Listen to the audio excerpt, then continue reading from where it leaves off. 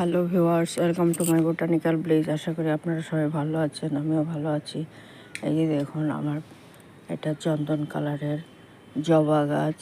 এখানে কত কুড়ি ফুটে আছে, গাছ কত ঝাঁকড়া এবং সবুজ ও সতেজ আছে।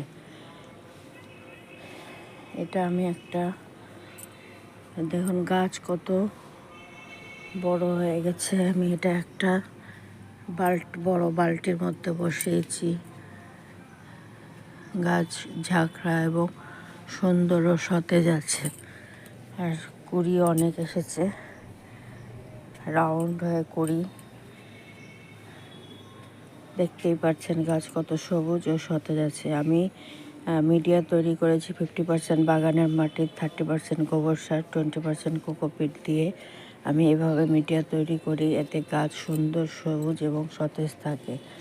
সপ্তাহে সপ্তাহে খোল ভেজানো জল দেই, আর সপ্তাহে সপ্তাহে নিম তেল স্প্রে করে দেই, তাতে গাছে পোকামাকড় লাগে না। বর্ষাকালে আমি খোল ভেজানো জল দিতে পারছি না, যেহেতু বৃষ্টির জলে অনেক সার থাকে, এই জন্য আর লিকুইড সার দেওয়ার প্রয়োজন পড়ে না। এই যে দেখুন কত কুড়ি। ভিডিওটি ভালো লাগলে প্লিজ সাবস্ক্রাইব করবেন, সাবস্ক্রাইব করে আমার পাশে থাকবেন। আজকে আসি, টাটা।